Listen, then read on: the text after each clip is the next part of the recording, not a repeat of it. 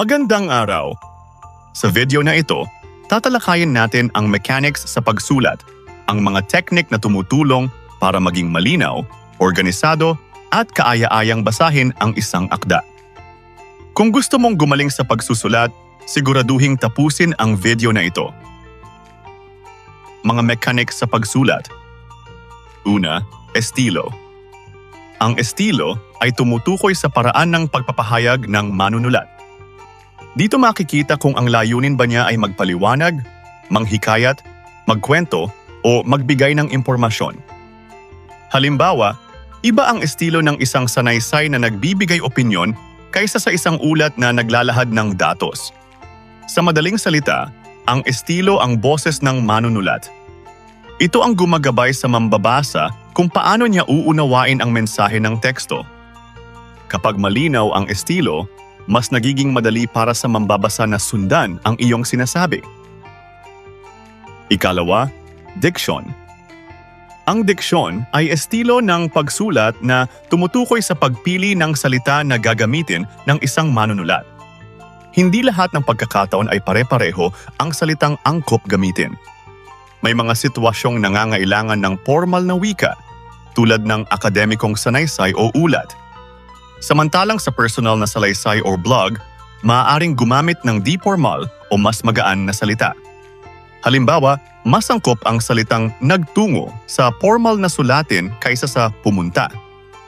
Ibig sabihin, ang tamang diksyon ay nakadepende sa layunin, mambabasa at konteksto ng pagsulat. Ikatlo, cohesyong grammatical or cohesive devices. Ang kohesyong grammatical ay tumutukoy sa mga salitang nagsisilbing pananda upang maiwasan ang pag-uulit ng mga pangalan o salitang gagamitin sa pagpapahayag. Isa-isahin natin ang mga uri nito. Mga uri ng kohesyong grammatical. Ang kohesyong grammatical ay mayroong 4 na uri. Ang pagpapatungkol, ellipsis, pagpapalit, at pag-uugnay. Unahin natin ang pagpapatungkol or reference. Ang pagpapatungkol ay paggamit ng panghalip na tumutukoy sa mga nauna o nahuling pangalan.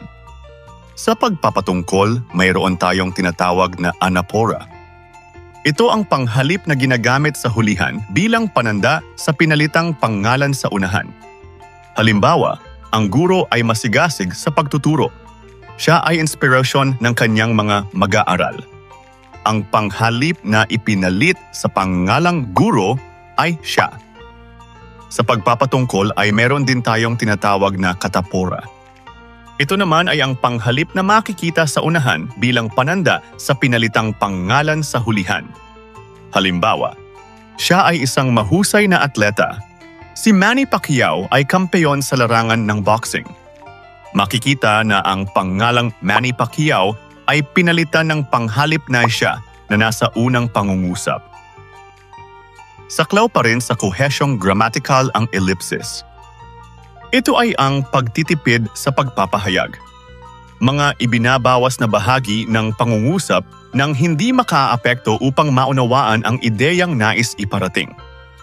Halimbawa, kumain si Larry ng 2 mansanas at si Harry naman ay 1. Kung susuriin, inalis ang salitang mansanas sa hulihang bahagi ng pangungusap ngunit hindi ito nakaapekto sa diwa o mensahe ng pangungusap. Ang ikatlo sa kohesyong grammatical ay ang pagpapalit or substitution.